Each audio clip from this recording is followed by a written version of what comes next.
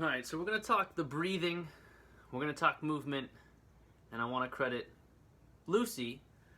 She brought this to my awareness and my attention, and a lot of these analogies have come from her, but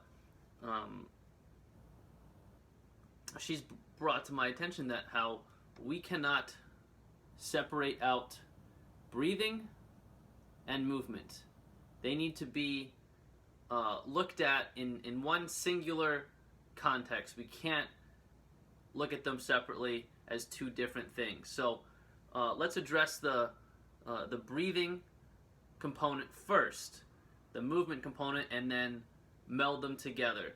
So breathing, we tend to think that breathing occurs just in our lungs, our chest, right? Because that's where we feel our chest move and lift up when we breathe in and sink as we exhale.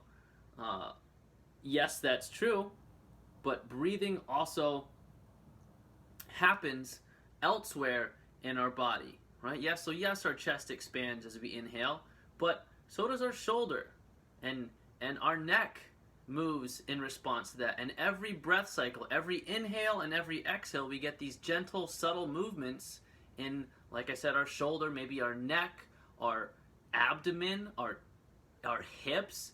Everything moves, and they're not big movements, they're tiny little small movements, but they happen, and when they happen appropriately, we're able to move appropriately. But when that breathing pattern happens inappropriately, we're unable to then move the way we need to, right? And so these improper ways we breathe may come about from stress, from life, work, family, job, could be an injury, whatever it might be.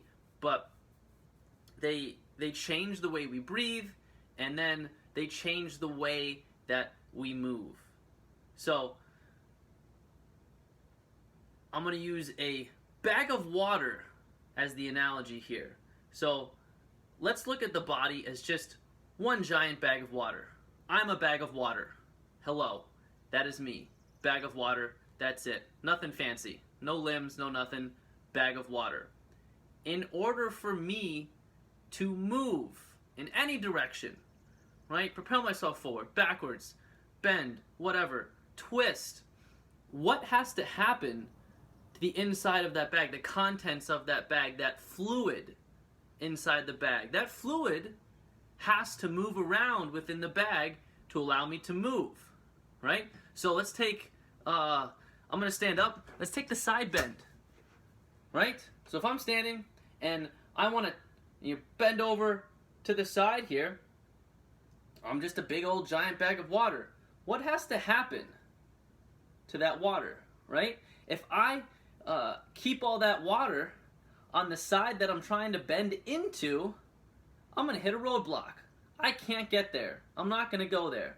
But if I can take that water and shift it over, get it moving in that direction into this open space over here, and get all that water out of this side, boom, I've suddenly got access to that new range, right?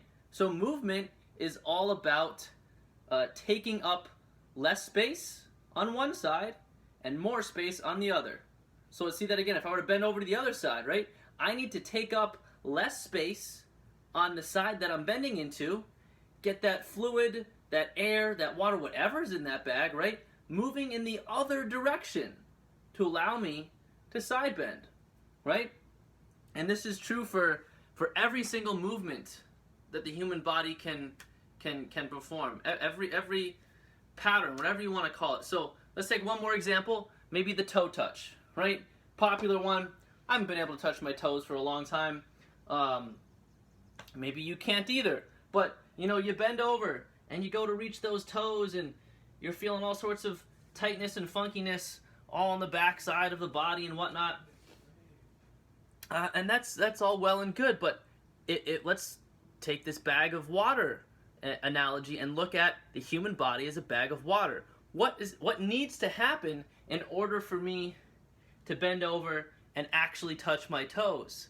I need to take up less space on this front side, push everything out the backside, fill the backside, so I can appropriately round over, right? That water's got to shift out the back, less space on the front, more space on the back, right?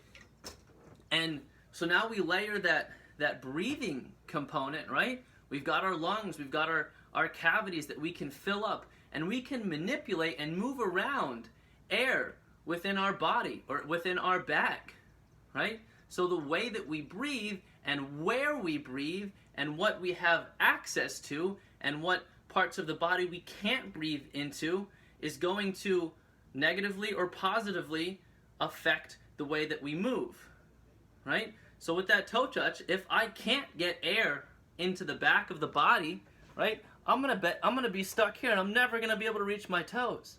But if I can use that breath appropriately on the inhale and get things moving out the back and get things out of the front, I've suddenly got access to that new range. And that is why we cannot separate the movement piece from the breathing piece, and why they need to be looked at as a singular unit, and why it's important to coach breathing and continue to cue proper breathing, because it unlocks our movement and allows us to move appropriately.